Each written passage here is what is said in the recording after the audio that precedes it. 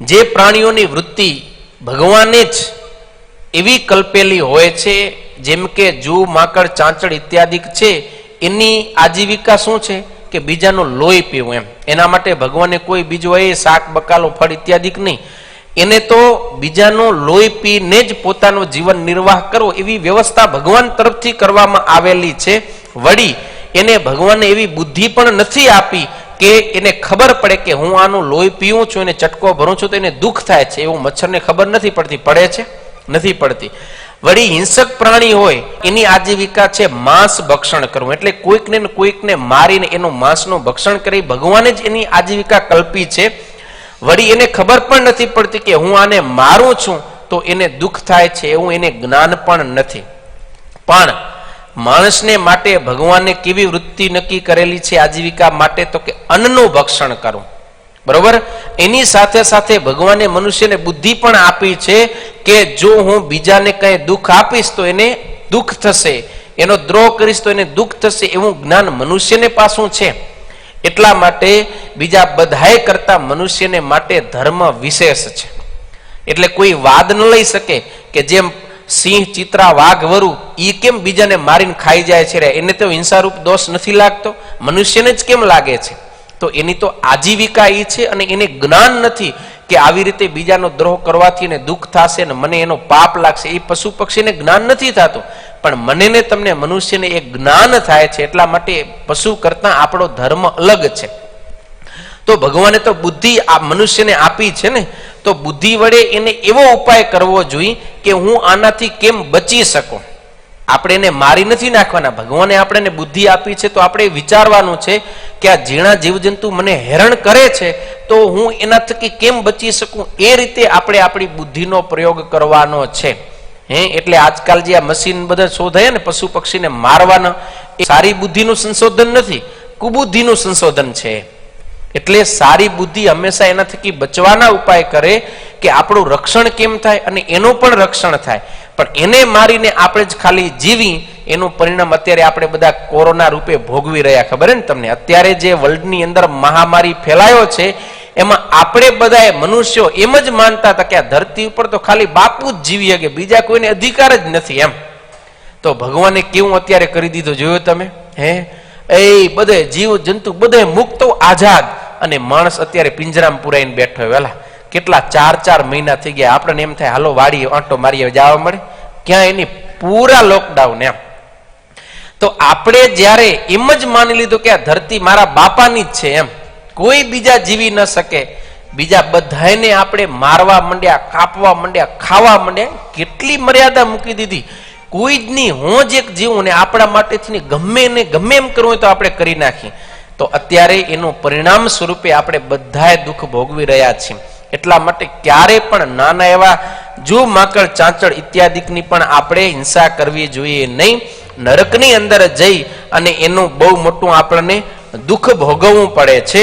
અને કેવું દુઃખ ભોગવવું પડે તો કીધું, જે પશુ પક્ષીને આપણે માર્યા હોય એ જ બધા પશુ પક્ષી ત્યાં કને જઈ અને આપણું લોહી પીએ છે, આપણને ખૂબ દુઃખ આપે છે. અને નરકની અંદર ક્યારે પણ સુખનું સ્થાન આપણને મળતું નથી. સતત સુખ માટે દોડ્યા કરી, ભટક્યા કરી, અને જેટલા જીવજંતુની હિંસા કરી, બધાએ ત્યાં કને જીવડા બની, અનેક પ્રકારના પશુ પક્ષી બની અને એ જીવને કષ્ટ આપે છે. જેવી રીતે કોઈ રોગી શરીરની અંદર જીવ તરફડે છે, દુઃખી થાય છે, એવી જ રીતે નરકની અંદર તરફડીને જીવ દુઃખી થાય છે.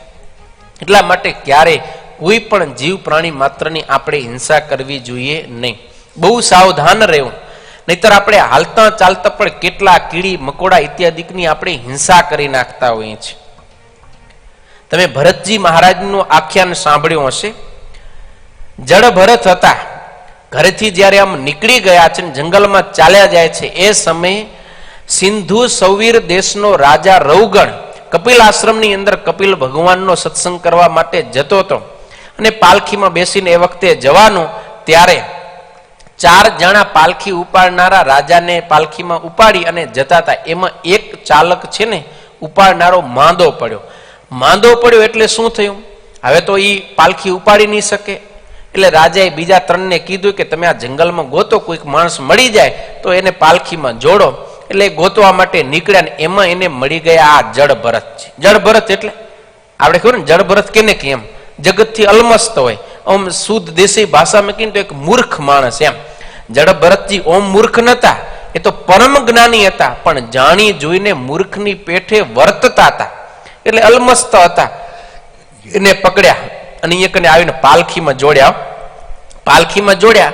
હવે પાલખીની અંદર કેવું હોય, ચારે જણા હોય ને એને બરાબર એક માપના પગલા ભરવા જોઈએ, એક જ ભેગા પગ ઉપાડવા જોઈએ, એક જ ભેગા પગ મૂકવા જોઈએ. પગલાનું અંતર હોય ને એટલું જ રાખવું જોઈએ, તો જ પાલખી સીધી હાલે. નહીતર તો પછી આમ ખેંચાય ને, એક બાજુ ખેંચાય કે ઊંચી નીચી થાય તો ઉપર બેઠેલો રાજા એ ડગમગે ને એનું માથું જ્યાં ત્યાં ભટકાય એમ. તો આમ ચારે જણા હાલ્યા જતા હતા, એમાં એક ભરતજીને પણ જોડ્યા. હવે ભરતજી તો ભગવાનના ભગત અને ઈ આ ધર્મને બરાબર જાણે કે ઝીણા એવા જૂ માકડ ચાંચળની પણ હિંસા ક્યારે કરાય નહીં. એટલે આમ ચાલ્યા જાય ને તો રસ્તામાં ક્યાંય કીડી મકોડી આવે એટલે અદલામ પગ દેવાનું. જો પગ નીચે જ કીડી મકોડી હોય ને તો ભરતજી ત્યાં પગ ના દે, થોડોક આગળ પગ દે. આગળ પગ દે એટલે શું થાય, ઈ બાજુનો દાંડિયો ખેંચાય. દાંડિયો ખેંચાય એટલે રાજા આમ ઝાટકો લાગે ને એટલે માથું એનું એકને ભટકાય હામે પાલખીમાં. તો આવી રીતે થવા લાગ્યો, કારણ કે શાસ્ત્રનો નિયમ છે દ્રષ્ટિ પૂતમ નિષેધ પાદમ. જ્યારે આપણે ચાલીએ ત્યારે આપણે દ્રષ્ટિથી જગ્યાને જોઈને પછી જ પગ મૂકવો જોઈએ. એમને આમ ડાફરીએ મારતા મારતા હાલ્યા જતા હોય તો નીચે તો કેટલાય કચર ઘણ વારી નાખીએ ને આપણે, એટલે એવી રીતે ક્યારે ના ચાલો. હંમેશા દ્રષ્ટિ પૂતમ નિષેધ પાદમ. આપણે જ્યારે પણ પગ મૂકવો ત્યારે પેલો જોઈ લેવું કે જમીન ઉપર કોઈ જીવ જંતુ તો નથી ને, હું પગ મૂકીશ તો એ મૃત્યુ તો નહીં પામે ને. આમ જોઈને પછી જ આપણે પગ મૂકવો જોઈએ. એટલે જ્યાં કીડી મકોડો આવે ભરતજી તરત જ પગ થોડોક આગળ મૂકે ને રાજાનું માથું ભટકાય. જેવું ભટકાય એટલે રાજા ગુસ્સે થયો અને રાજા કે હરખો ચાલ ને, આમ રાજા એને વારંવાર કેવા માંડ્યો એમ. પછી રાજાએ થોડીક મસ્કરી કર્યો જડ ભરતની, અને બીજા બધા હતા ને એને કે જુઓ તો ખરા, કારણ કે ઓમ ભરતજી મહારાજ કેવા હતા આમ ખબર ને, કામ ધંધો ઓમ બહુ ન કરતા, એટલે પછી ખાઈ પીને રૂષ્ટપુષ્ટ શરીર હતું એમ. પણ રાજા એને વ્યંગના બાણ મારવા, એટલે ખબર ઘણી વખત આપણે આડકતરી રીતે કહેતા હોય, એટલે રવગણ રાજા બીજા 3 જણાને કે જુઓ તો ખરા, એ કેમ હે આ બચારો કેવો પતલો છે, ઓમ હતા જાડા શરીરે, પણ કે કેવો પતલો બચારો, તમે કે એને પાલખીમાં જોડ્યો, બચારો કેમ સારી રીતે હાલી શકે એમ. વળી તમે તો હમણાં જ જોડાયા, આ તો ક્યારથી પાલખી ઉપાડતો આવે છે રહ્યો એમ. કારણ કે ઓમ ભરતજી નવા જોડાણા હતા ને, પણ બીજાને કે તમે તો હમણાં જ આવ્યા ને, આ તો ક્યારથી બચારો પાલખી ઉપાડતો આવે માટે થાકી રહ્યો હશે એમ. એટલે હવે બરાબર ચાલતો નથી. આમ મસ્કરી કરે, વરે ભરતજી કંઈક કીડી મકોડી આવે ફરીથી એમ પગ આગળ કરે ને, અને રાજાનું માથું પાલખીમાં ભટકાય ને, એમ તો ભાઈ મગજનો પારો ચડી ગયો. એટલે રાજાએ કીધું હે હરખો હાલ, નહીતર હું તને શિક્ષા કરીશ, દંડ કરીશ.